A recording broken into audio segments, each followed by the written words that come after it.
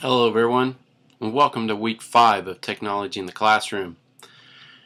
This is going to be a 2-week project, to be honest with you. We're going to combine weeks 5 and 6 into one bigger project that's going to get you started this week with some brainstorming activities and some introduction videos, with the culminating project being due in 2 weeks. So 2 weeks from tonight would be when your culminating project would be done. And that'll be a blog post talking about digital storytelling, and you will actually embed a digital story that you will have created during these next 2 weeks. Now, I'm not going to go into a whole lot of it right here to start with. For some of you may not understand what I'm talking about with digital storytelling, and as you see here on the screen, I've got you a definition here on Wikipedia. Basically, we want you to be able to tell a story, a true factual story, whether it's about you personally, whether it's about something that is very truly meaningful to you. This week, your reading, or I should say, your discussion project that will involve us using Wall Wisher. Now, there's some of you mentioned Wall Wisher in your website reviews on some tools, and without saying too much about it, the Wall Wisher is where we're going to discuss, or you're going to do a little brainstorming and share some sticky notes with some ideas of real-world issues. And in these real-world issues, they're going to be ones that mean something to you, something that interests you or has you thinking about other things. So we're going to do that and get into that as we go. But as you see here in the definition, your digital story needs to be something compelling and emotional. We want you to pull at somebody's heartstrings. You ever sit there and at a movie or read a little story and all of a sudden it's caught you, or a news report on television or radio that starts talking about something, and you're kind of caught. You're in this trance, just focused on that.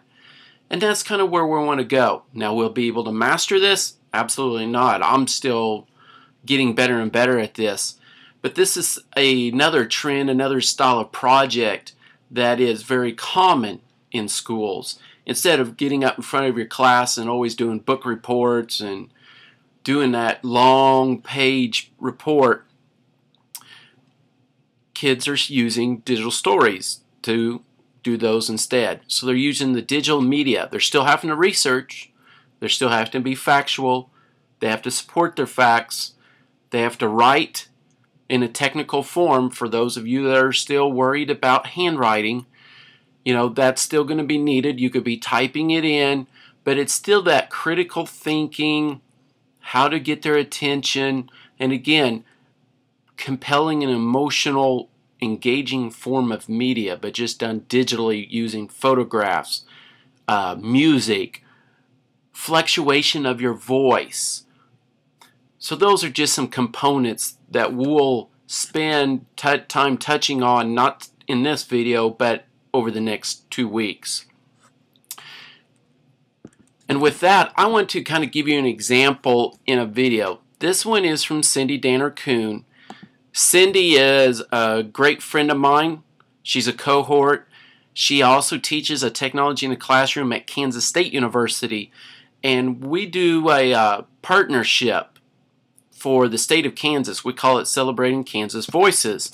And this is the Ning site that you see here that we've done. But with Wesley Fryer, who you guys have seen some of the videos from, and I've mentioned before, this is a story chasers. We're chasing stories, and you are the reporters, and digitally we're telling a story. And we're going to be, that's our theme, that's our focus for these 2 weeks. Here's the video, or a digital story that was created by a teacher in a training a year ago in Manhattan at Kansas State University, and they interviewed Cindy Danner-Kuhn and told a story using an event in her life.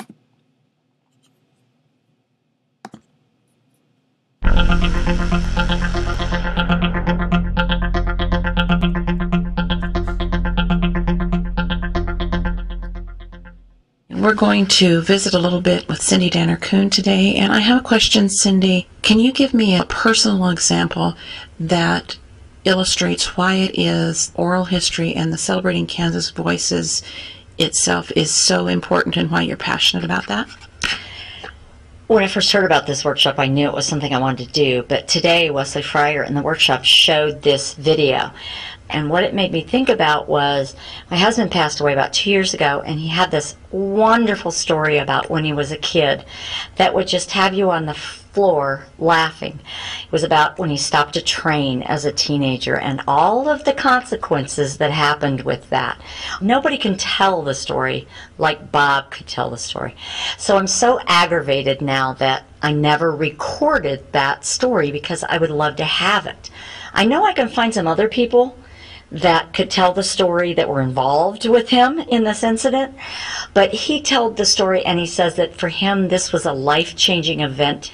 He says if this event had not happened to him and he hadn't gotten in hot water over what they did as kids, he feels like he would have ended up in jail at some point. And because of this event, he became a teacher and a coach and an inspirational person in our community. And so now I'm so irritated that I didn't record it. I'm hoping that Celebrate Kansas Voices, if we get this project going in our state, is going to help kids in our communities start recording these events and recording our digital history so they don't feel like I'm feeling right now.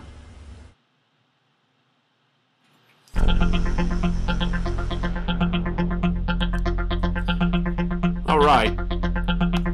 And again, talking about the emotional and compelling aspect of a digital story, her last comment there was, so they don't feel like I feel right now.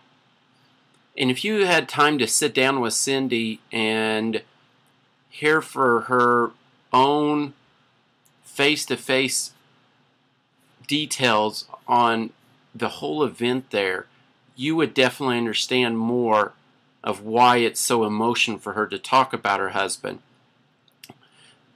Just to kind of give you a brief insight, he a few years ago passed away from cancer, and like she said, she didn't get a chance to really get all those stories from him.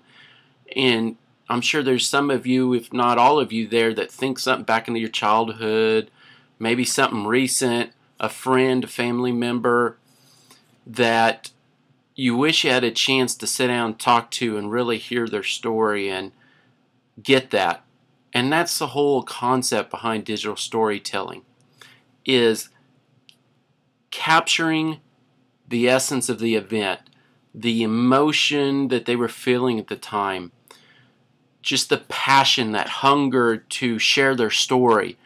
Think of when we talk to the veterans that are out there, and Dawn, and I could just imagine some of the digital story that may come from a project you may do.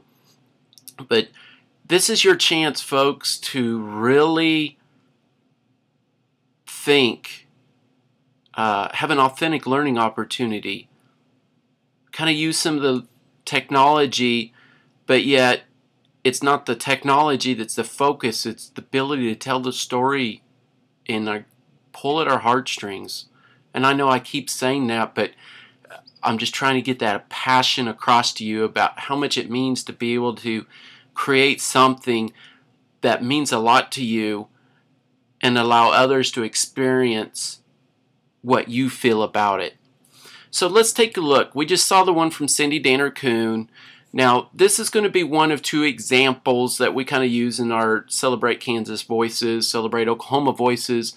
These are actually developed by teachers or a teacher in Oklahoma.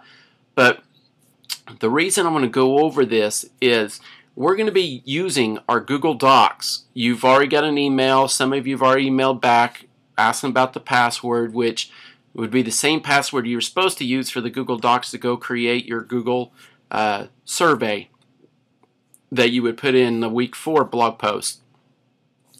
But let's go ahead and take a look at the Google Docs.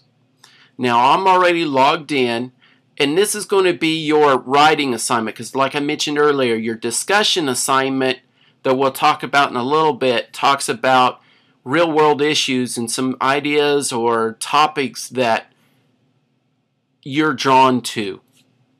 Well, this is going to be the first thing that we do for the writing assignment this week, is going to be using this digital storytelling rubric.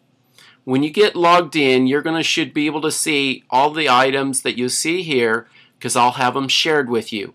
We'll get into with that sharing process a little later on. The how-to Google Docs video from week 4 kind of goes over it also on how to share stuff, but I'll reinforce that later, because some of the your writing assignment in week 6 along with the one here in week 5 has to be shared with me, so I can give you credit for it but also give you feedback on it. But it gives you an understanding of how to use the Google Docs and not have to worry about emailing, uploading, all of that. It's already in Google Docs for you. You just share it, you're done. But back on the digital storytelling rubric that you're going to use to complete your writing assignment, is you're going to click on the rubric. This is the rubric which I created basically using Ruby Star for Teachers, which was a link that we put out in Edmodo for you, along with the little tutorial video on it in Puzzle Maker. But the whole point here is I've created it as an Excel spreadsheet, uploaded it, now I can share it with each of you. What you will do as a student is you're going to go up here to where it says File. You're going to go from File to Make a Copy.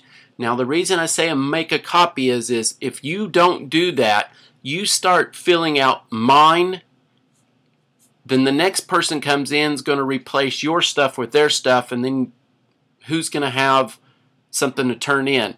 So what you're going to do is go make a copy. It's going to ask you for a copy. What you need to do is put your initials. So I may go DM Video 1 Digital Storytelling Rubric, because you're going to take a look at 2 videos. I'm going to provide one in the Moodle, and in another one you're going to choose from a link on the Celebrate Kansas Voices. So you're going to be evaluating, everybody's going to evaluate the same video, and then you can choose one of your own selections from a collection of videos created by teachers across the state of Kansas and students to evaluate for a second time. So what you will do is say OK, give it a moment while it does some stuff, and now you'll notice it just changed it. So now this is your actual working copy. And then all you're going to need to do is, even though we saved it with your initials, as you can see here on the title, go ahead and put your name in this cell, so that way you make sure that your name's on it and you can get full credit for this. Because there's not a real right or wrong to this rubric. The reason I want you to do this rubric is this is the exact same rubric I will be using to evaluate your project. So this way you become comfortable with a rubric, you start understanding what I'm looking for, and you'll be able to do well in your project. The easy thing about this is, if you were to come over here, let's say here's our very first movie. We're going to go ahead and hit play. It's a little 2-minute and 20-second video. There was an undercurrent of tension at the wedding of James Otten and Leona Stribling on that August day in Garvin County, Indian Territory. Earlier, John's 13-year-old sister and Leona's 15-year-old brother announced they were in love and planned to marry. Alright, so as you see in this video, we just stopped it for a little bit, but to give you an oversight, you can go full screen with this. You can do this as a pop-out. Whichever you prefer to watch or view this video, that's fine. But what you're going to do is watch one of these videos. So let's say we finished watching this. Now I'm going to return to my rubric and say, okay, point of view, the awareness of the audience. I'm going to look through, say, okay, I feel that this one was a 3. So all you need to do is come up here to the color. I don't care which color you get as a highlighter. We're going to basically go and color a cell. So I'm going to do that. That's how you score it. So let's go point of view. The purpose of this. I'm going to go ahead and mark it. And you're going to do that for each of the cells through here. You'll notice again over here it automatically saves ever so often. Once you're done with that one, you would choose a second one. And again, remember I said a moment ago, the second video you could choose any video from the Celebrate Kansas Voices, which is linked here in our class.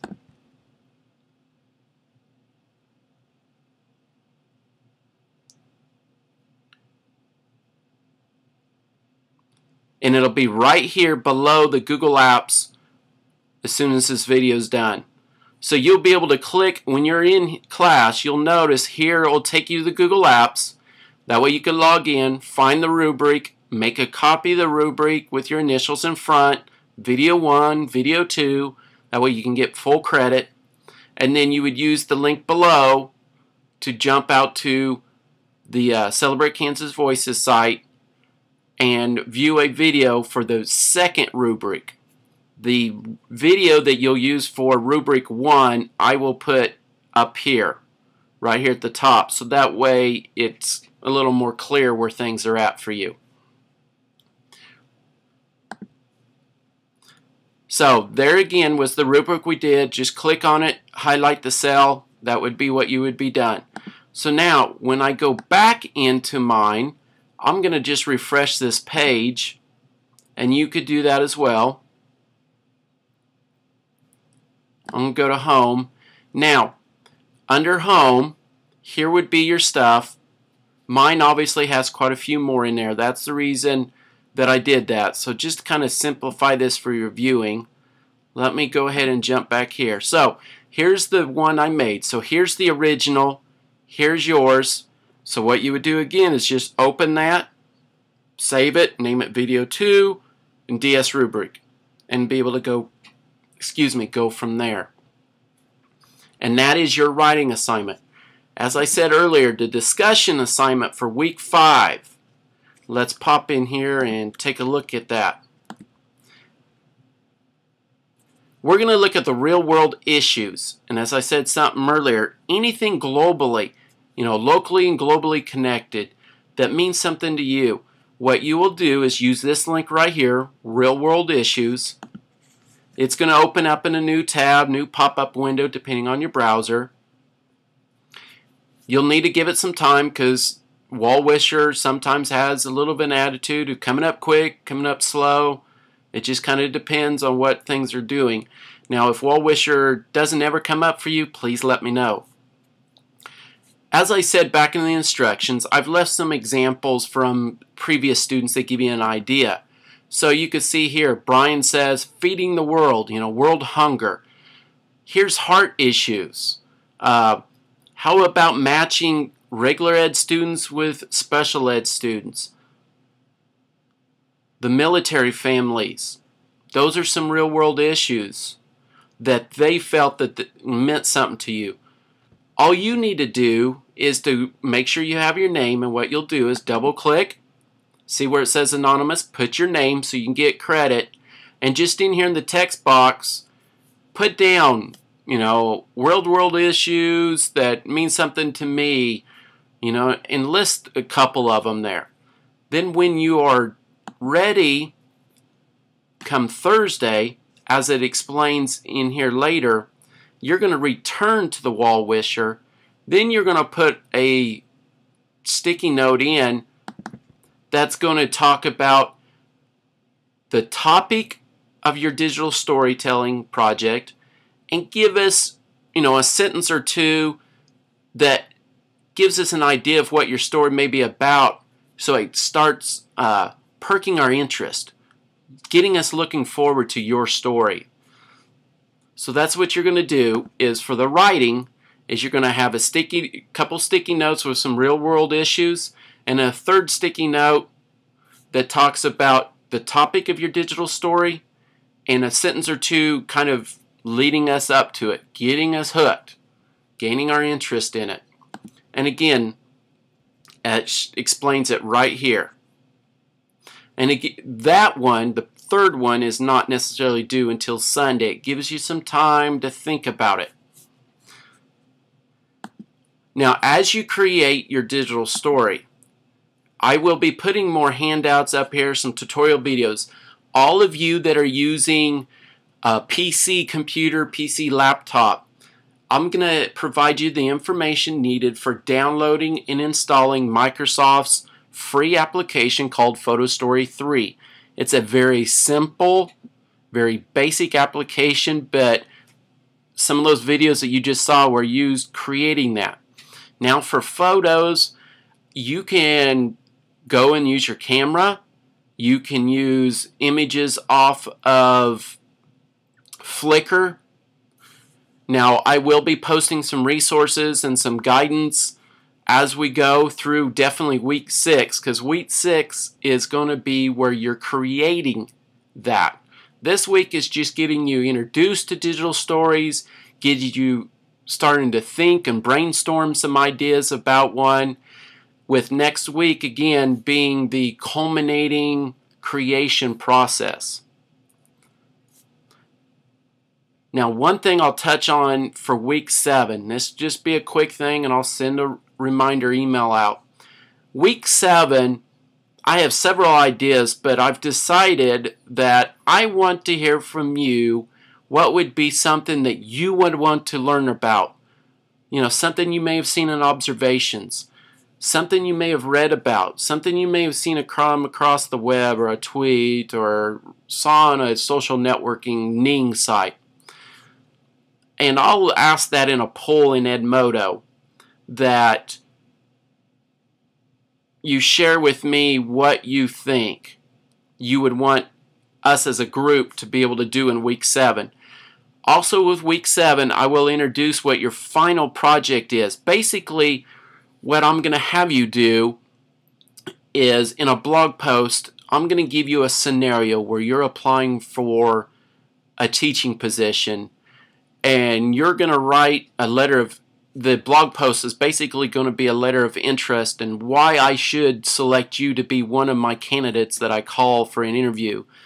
And then with that blog post, you're going to have your own e-portfolio. We're going to use a live binder and you're going to create an e-portfolio. But that's getting ahead of the game, but that's going to be your final project. That's going to be the culminating piece of this. But that gives you a heads up to what to expect to finish up this class.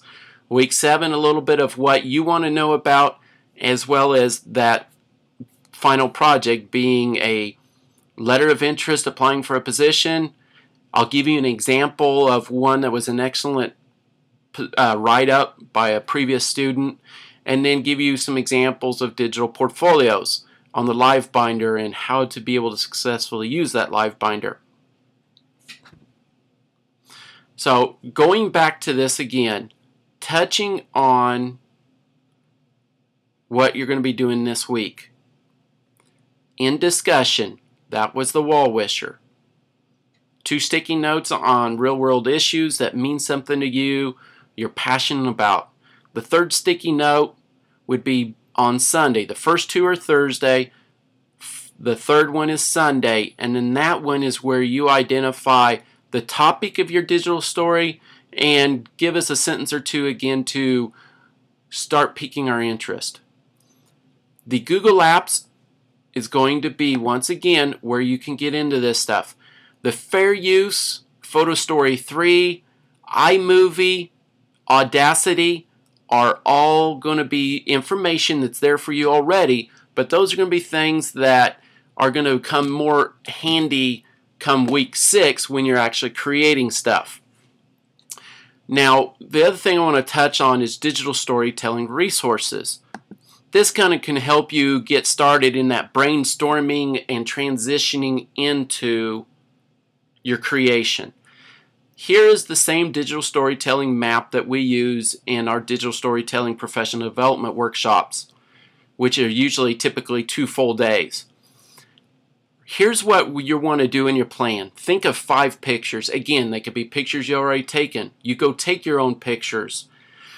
Use some images that are common, how would I say, they're free to use. You don't have to worry about copyright. So those are some things, again, that I'll be providing you some more information on, but also you'll be able to see right in here where it says copyright and fair use. That information is some excellent stuff that'll give you going. But the produce, to produce something. You know, you could use a video recorder, a headset. If you do not have a microphone capable of being used to record audio, that's fine. That's where you can use the music, images, and text to tell that story. You're obviously going to need to use the music to be more that really sets the mood and keeps our attention, along with the text that you could put with the images. But again, we want to keep it simple. It doesn't have to be very long. As you probably saw in the Wikipedia, 8 minutes max. And to be honest with you, 8 minutes is awfully long. So you want to kind of keep it simple, but get your point made. Here's going to be prune and published. So these are going to be your introductions, your plan, your produce, your product, you prune it, in other words, edit. So all of the information here gives you a guideline of what I'm looking for and would suggest as far as a procedure for you to follow. Then here's the plan. We've kind of basically written them out for you, mapped it out for you. Prune again. Publishing steps. Now here's the next thing, the project planning page. You can print this out, write on it if you want. You could do it on a different sheet if you'd like. This is just a copy of the handout that we use in the trainings. So this way you can have what other teachers are currently using. Here's the planning page. This one you could basically go and type in on if you want to. As far as file organization, this is going to be the very key component. Is a lot of the time, if you haven't done something like this or a movie before, if you don't keep everything in one folder, a lot of the time when you go open a project, you're going to have a red X. It's what you'll see sometimes in Movie Maker or even Photo Story 3, because all of a sudden if one image was here and you moved it to another folder, it's looking in the original spot, so you have to go back and remap it or redo that piece. So if you keep everything in one folder from the very beginning, you're good to go. If you're on a Mac, I would suggest you use iMovie. And again, back here on the Google Docs, we've given you a step-by-step tutorial handout on how to use the iMovie. Questions. If you're going to interview a family member for an audio side of this, here's some great questions that we give the other teachers, and we'd suggest that you kind of look over. You don't have to use them, but it gives you a guideline. Grandparents, raising children, parents, depends on the type of person you're asking. But all of this is here for you for a reference.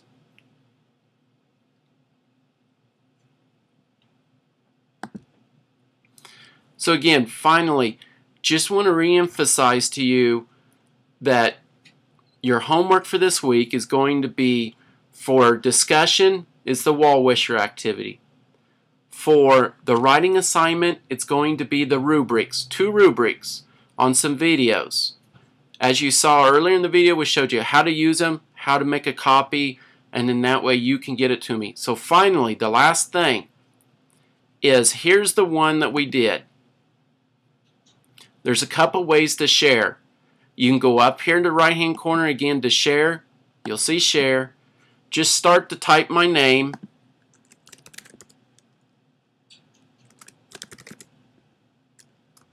And it'll go ahead and start to appear for you.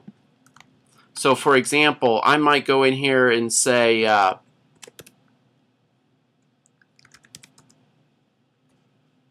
now if this happens to you guys where it doesn't appear, leave it alone for a while and then come back. I've seen this happen sometimes where if the names aren't automatically populating, it's going to be an issue of Google doing something in the background. So you can just hit cancel, close, leave it alone. Now, let's say you go back into it and you're kind of up against the clock in getting it shared with me. Just go in and type my email address in. As you see it right here, all you have to do is type that in there. So put this email address in this box.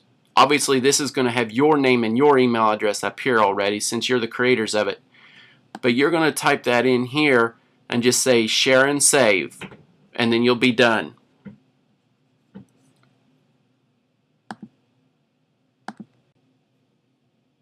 So as I was saying, don't panic about it. If you have anything, questions or concerns, just email me. Let me know. Catch me on Edmodo, whichever you prefer. But again, that's what you're going to be doing, is sharing those with me. That way you get full credit, as I said. We'll have the video links and everything else up there for you. Have a great week.